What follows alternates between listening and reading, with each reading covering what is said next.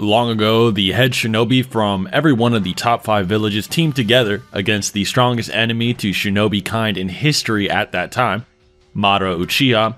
They were the 4th Raikage A, 3rd Tsuchikage Inoki, 5th Mizukage Mei, 4th Kazekage Gar, and the 5th Hokage Tsunade Senju.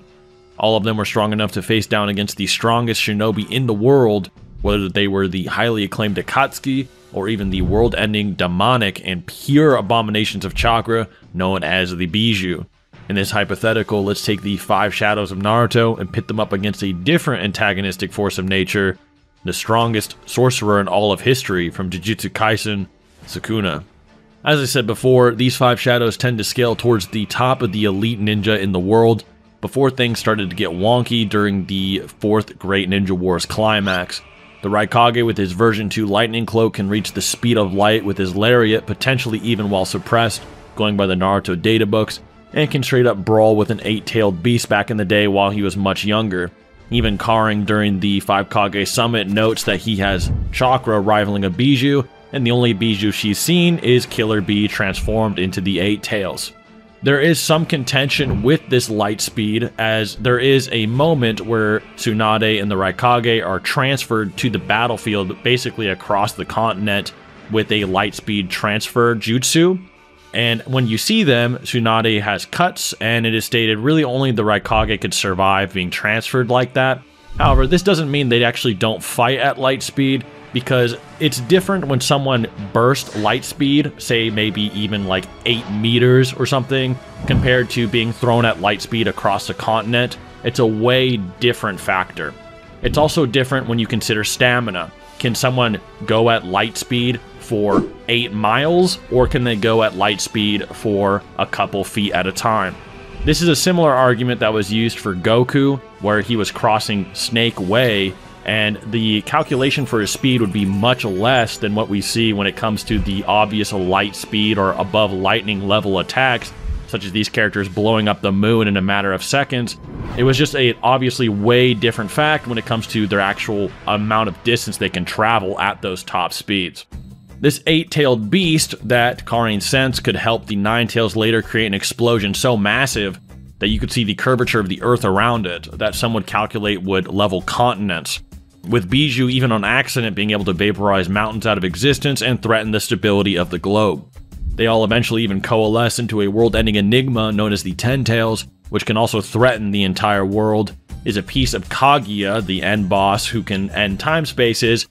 It's safe to say that these things are pretty powerful. The 8 Tails and 9 Tails also briefly battle said 10 Tails, which gave Obito Uchiha, the leader of the Akatsuki at the time, so much chakra he could make a tree that eclipsed the heavens faster than lightning, which some would tell you would require so much energy to actually do that, you could argue it would take more than to destroy an actual moon. Even the 10 Tails just yelling would rip continents apart, and while the 8 Tails is by no means its equal, it's a pretty significant portion of its energy. This becomes very consistent as later we see Madara launch a multi-meteor combination jutsu called the Tengai Shinsei, where he rips materials from outer space, which could possibly extend all the way to the asteroid belt at light speeds, and sends a meteor that almost eclipses the horizon to those looking from underneath, and then launches it at you. This attack is something Inoki uses all his powers and efforts with a jutsu that turns objects light, catches, and then eventually stops, with a little help from Gaara's sand. This attack and the way it is launched would also require energy to level continents easily, and many calculations would agree with this. Of course, Inoki wouldn't scale to this attack fully, as even Madara was going to get squished into paper by it, and Inoki just turns the meteor light rather than, say, contesting its full energy output per se, but it goes to show that he can still handle something like that with his jutsu and tactics. He also possesses a jutsu called Particle Style, which can be further amped to a massive size that is almost rivaling that meteor in size, that turns everything into particles, atomizing everything inside of it. Even Madara's massive Susanoo platoon could be deleted by it, and he casually summoned the Tengai Shinsei earlier with almost no effort. Other Kage, such as Tsunade, also possess the ability to hit harder than the Raikage, and heal others as they get attacked by Madara, with Gaara able to block many of Madara's attacks and Mei able to fight alongside them. Albeit probably the least useful one, she possesses AoE Acid Mist Jutsu and can even cast Kekkei Genkai such as lava onto people. Inoki and A can then further amp each other's speed by having A turn lighter to the point a character named Mu, who is being possessed by Kabuto, just sees him blink out of existence. They even seem to slam Madara, although Madara isn't going all out. Mu and Kabuto should be observing him in full. All in all, it's a very powerful squad, with them being able to reach light speed at their tops, and a bit beyond that with Inoki's assistance, and going from anywhere from fighting guys that can blow up mountains, possibly threatening entire continents. So, can Sukuna even deal with that? Is he even worth Madara's time to begin with if he can't deal with the squad that got victimized by him in one of his most suppressed iterations we've ever seen? This is actually a pretty important discussion to have.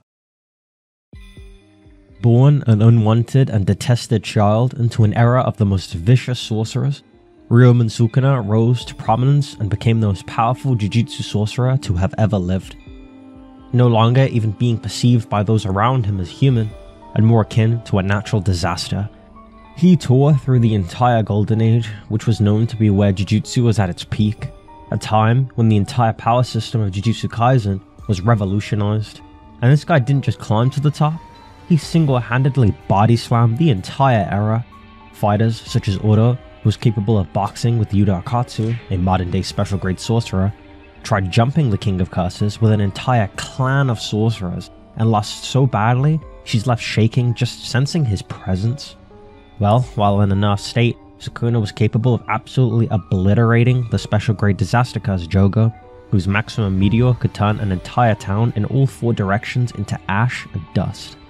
With Sukuna even mocking Jogo for not bringing out an even stronger technique in the form of domain expansion.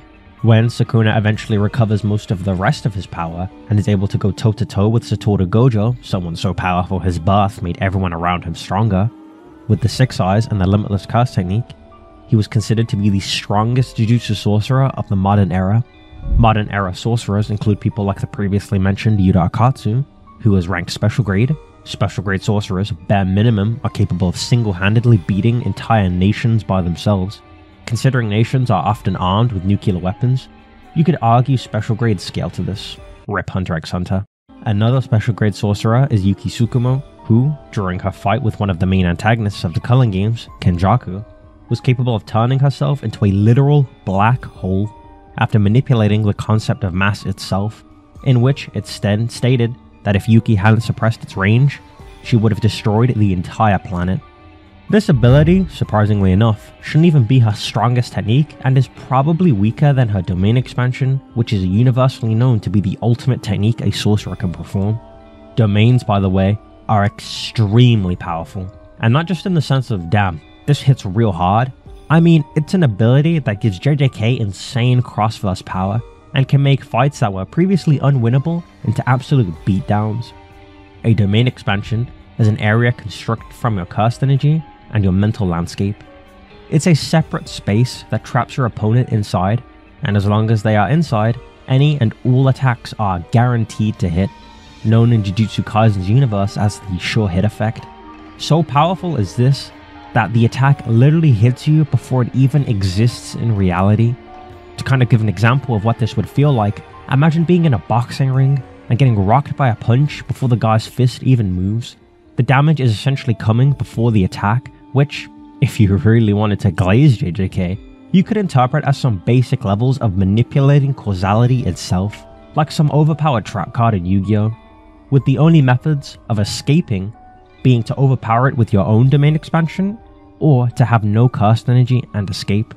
But in this case, there is no escape, as Sukuna has no restriction based on you having cursed energy, and can target literally anything he wishes, with attacks that hit you before they even exist, that can possibly chop through all of existence itself.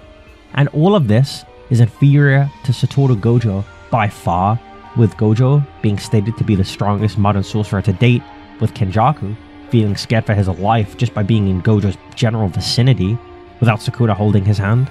Literally, right after he survived a point-blank black hole to the face that could potentially nuke the entire planet from existence.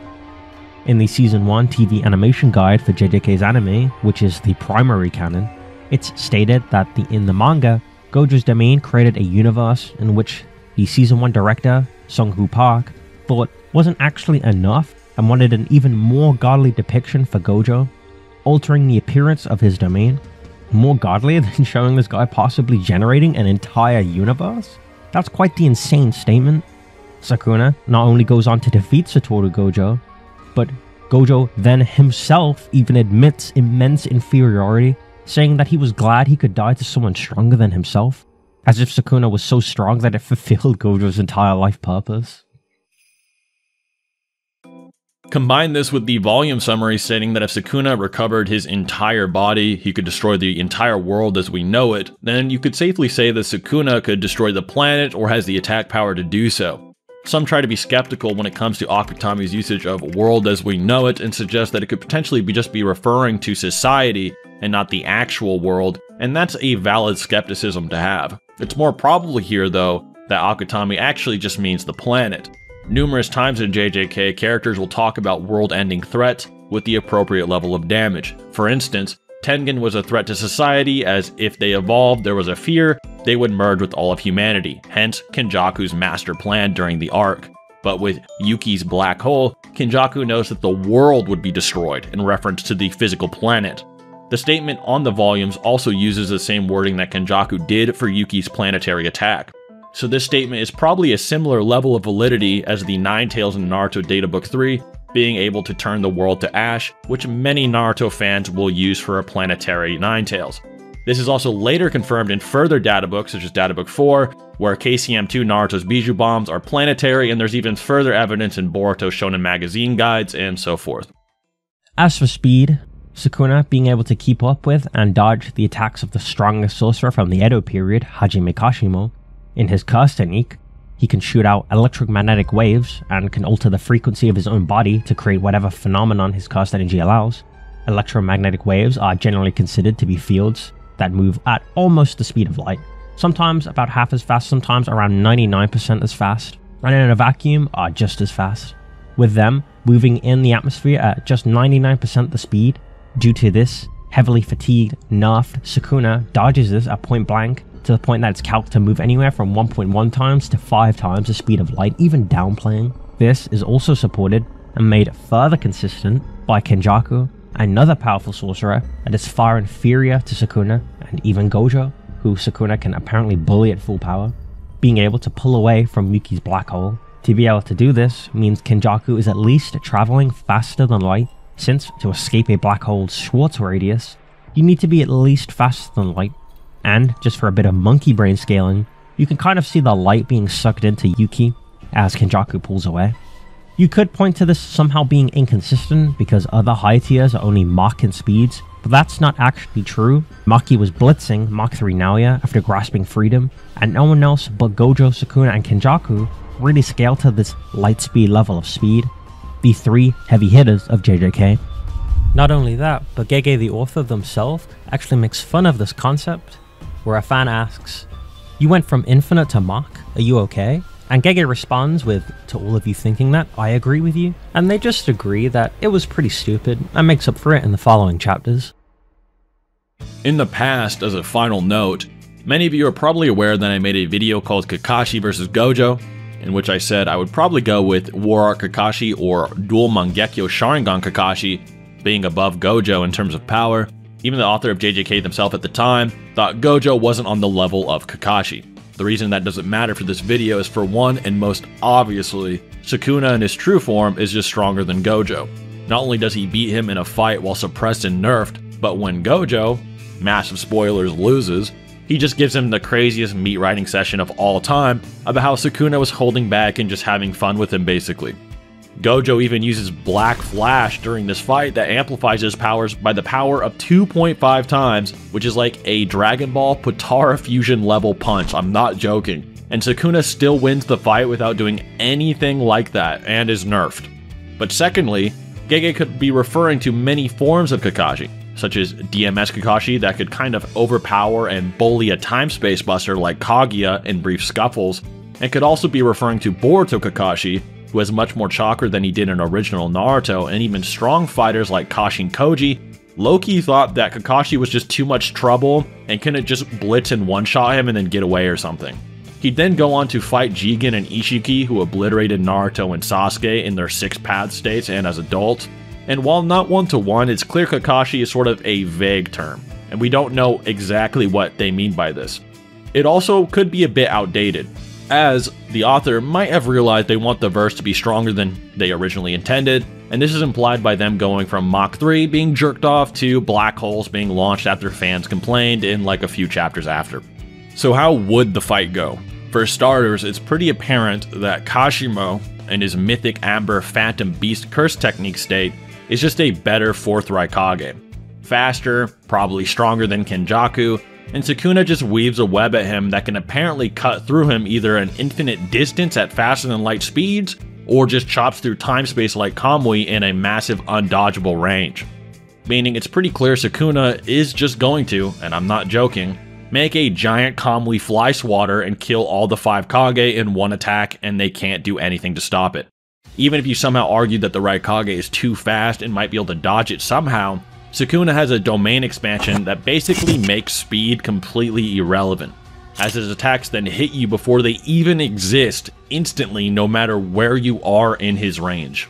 They sort of just spawn on your coordinates, which is implied in the jump math lecture, and unlike most domains as well, Sukuna doesn't require a barrier to do this. He doesn't have to trap his enemies in an area, nor does it require his opponents to have cursed energy even if you weren't equalizing the energies of the verses. It's a unique trait that he actually possesses.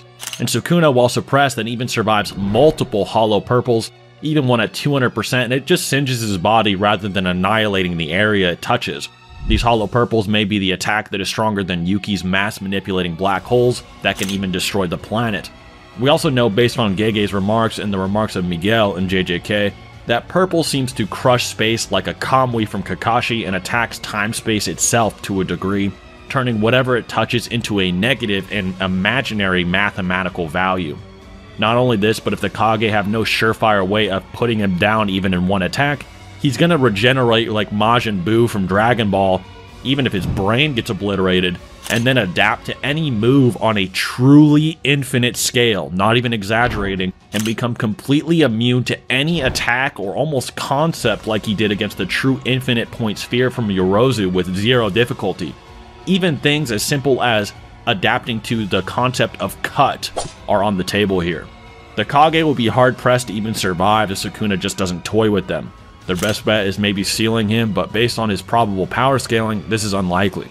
That being said, Sukuna versus Madara is a much better fight, so let's get into it.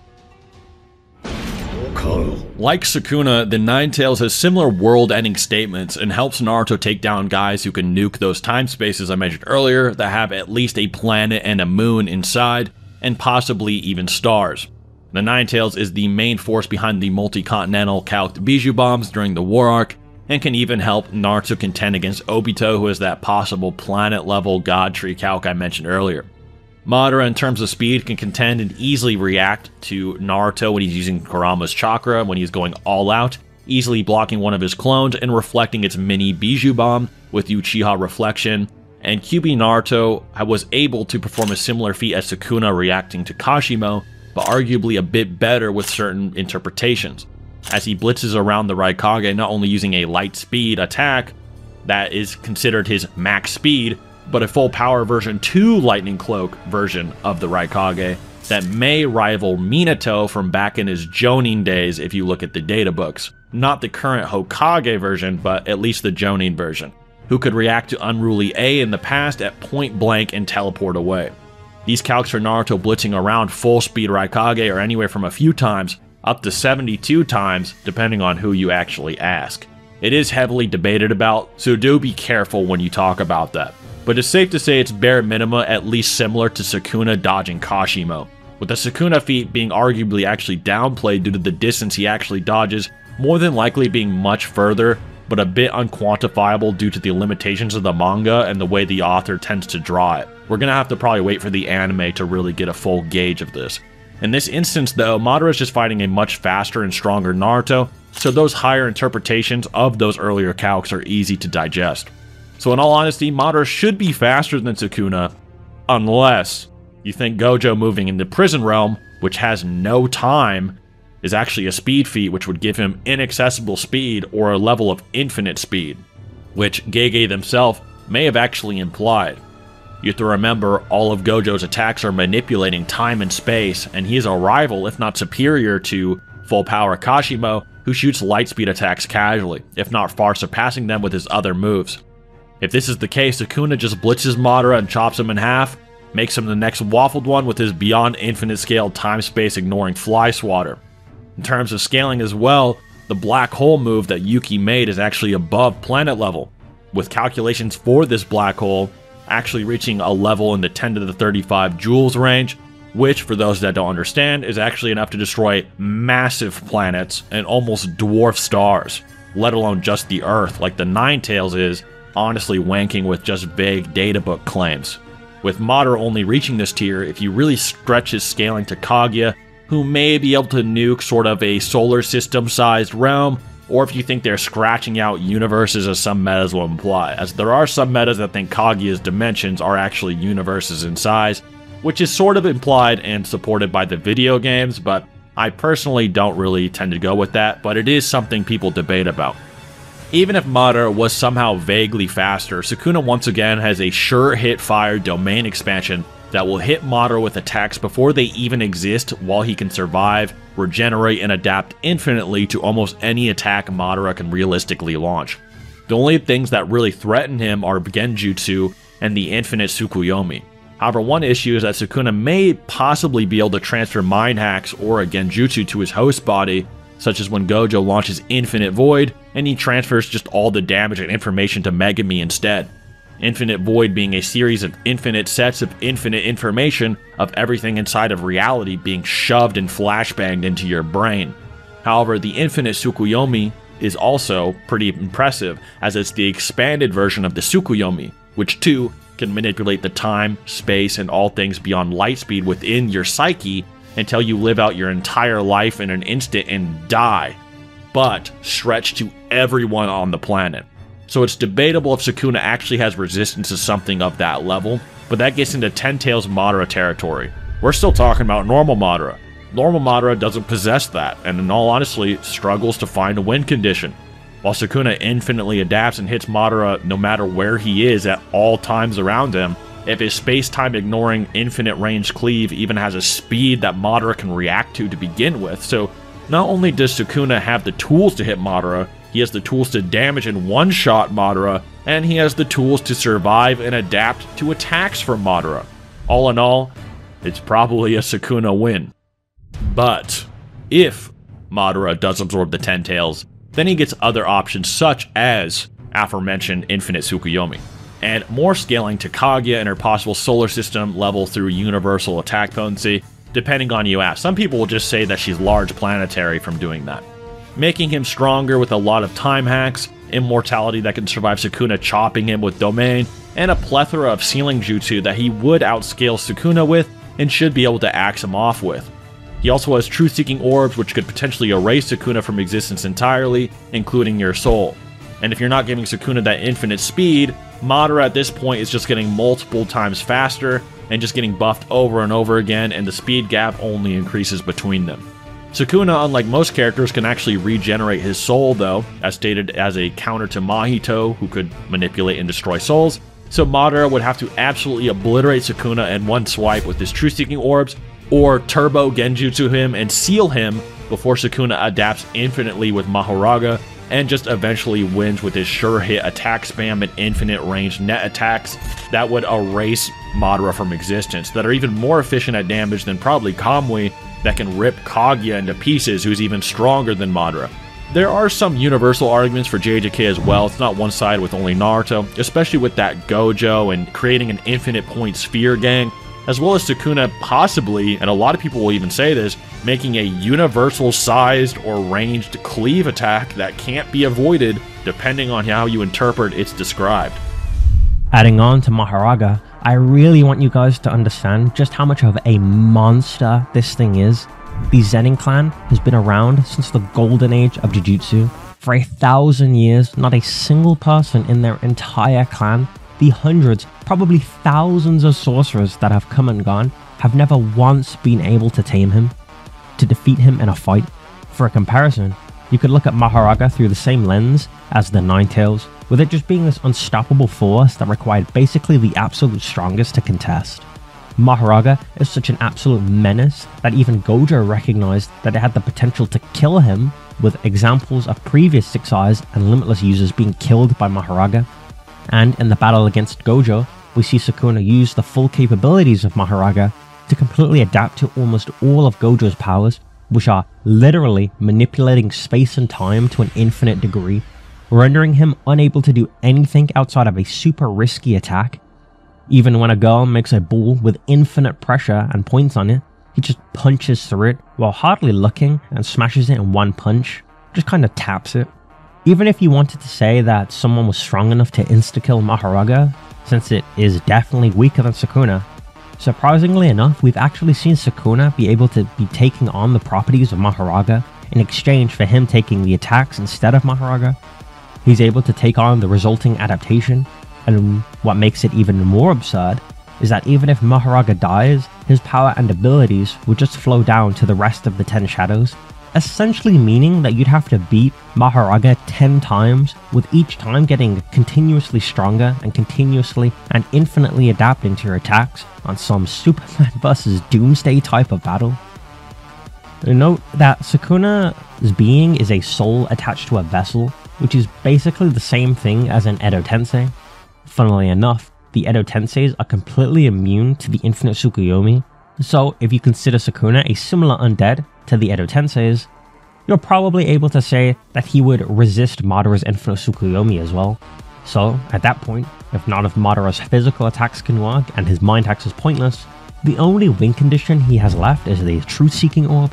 The reason you could say this is Sukuna became a cursed object after his death, and didn't fully incarnate into anyone until after he killed Satoru Gojo, meaning he's not actually a living creature until he fully incarnates. Additionally, Sukuna being a human is left generally vague, and while I agree that he is a human myself, it's fair to say that he's actually a curse and may just be unaffected by the Tsukuyomi due to that alone. However, this is extremely contentious.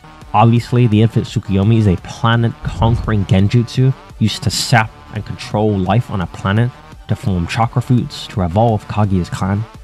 Due to this, it doesn't target Edo Tensei due to them being souls possessing a dead vessel.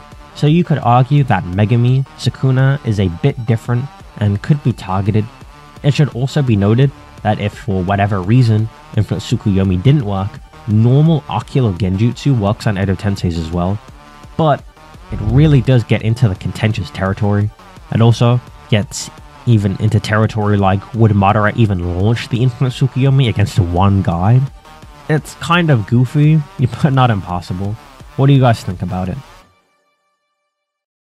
While I'll try to leave my opinion as ambiguous as possible, as my new method for making these types of videos is to be more educational than opinionated, I will leave you guys with this as my opinion.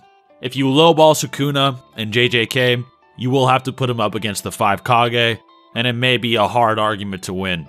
If you midball him, you're gonna have to fight him against Madara versus the War Arc before the 10 Tails, and Madara is probably beating his ass.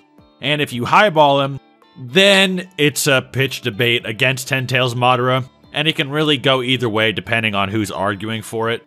But that's just my opinion. It really depends. Do you take those Kashimo Lightspeed things so seriously? Do you take the prison box having no time so seriously? Do you take the black hole as so seriously? Some people will try to argue it doesn't function completely like a black hole. Same thing people used to say when Goku and Base during the Tournament of Power was fighting a heart-shaped black hole. And they'd say it can't be a black hole, it's in the shape of a heart, right? So it depends. How much intent do you think is being used? And what do you apply to these characters? Do you think that Sukuna's strongest attack can cut a universal distance, or has an infinite range, has instant speed? What do you apply to these characters? And that's really important. But other than that, that's all there is to say. Hope you guys have a great rest of your day. Until next time.